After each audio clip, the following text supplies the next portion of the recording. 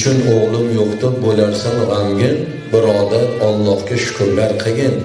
Shuni ham bermasa nima qilarding, haqiqiy kulfatni shunda ko'rarding deydi. Necha yildan beri o'ylanib farzand ko'rmayotganlardan so'ray bu qizni qadrini. Hayoti dunyoda shundoqlarni ko'rdik. Qoraka 8 yil bo'ldi uylanganimga. Alloh taolo menga farzand bersa, ayolimdan tug'ilib o'lsa ham mayli deyapti. O'lik tug'ilsa ham mayli deyapti.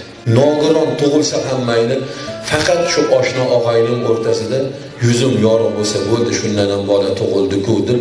Endi o'shani oshna og'aylar kulyapti-da, ustidan san 3 ta qizni tug'dirib qo'yding, faran.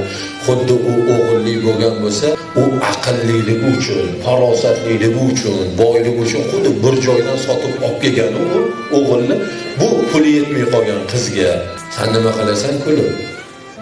O Rasulullohni jannatda birga bo'laman da'vogarlardan biri-ku, 3 ta qizni dunyoga keltirib qo'ydi. Ko'z yoshi bilan yig'layapti.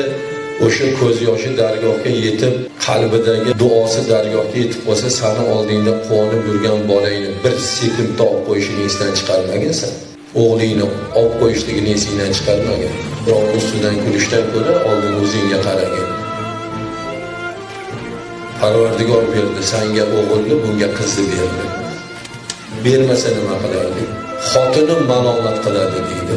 Bir baqirib qolsam, bir shapaloq ursam, erkak oldin meni bitta tug'dirib qo'yganda, undan keyin meni sindirib tashlasanga mayli deyapti deydi.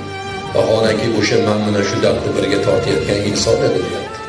Boshimni qaysi toshga uray qor aka, kimdan najot izlaydi?